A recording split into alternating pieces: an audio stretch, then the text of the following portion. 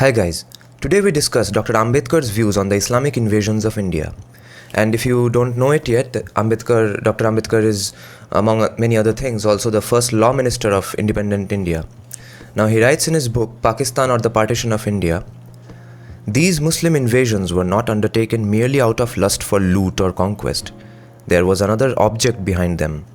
The expedition against Sindh by Muhammad bin Qasim was of a punitive character and was undertaken to punish Raja Dahir of Sindh, who had refused to make restitution for the seizure of an Arab ship at Debul, one of the seaport towns of Sindh.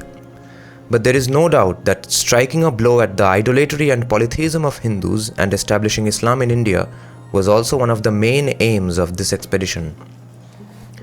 All this was not the result of mere caprice or moral perversion. On the other hand, what was done was in accordance with the ruling ideas of the leaders of Islam in the broadest aspects. These ideas were well expressed by the Qazi in reply to a question put by Sultan Alauddin wanting to know the legal position of the Hindus under Muslim law. The Qazi said, "They are called payers of tribute, and when the revenue officers demand silver from them, they should without question and with all humility and respect tender gold. If the officer throws dirt in their mouths, they must without reluctance open their mouths wide to receive it.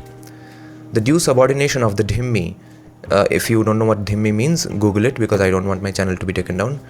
"The due subordination of the dhimmi is exhibited in this humble payment and by this throwing of dirt into their mouths.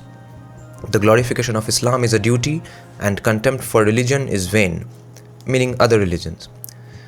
"God holds them in contempt, for he says, 'Keep them in subjection.'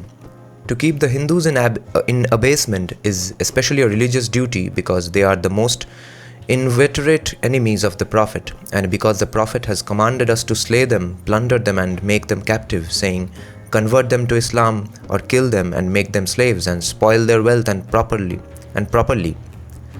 No doctor but the great Dr. Hanifa, to whose school we belong, has assented to the imposition of jizya on Hindus. Doctors of other schools allow no other alternative but death or Islam.'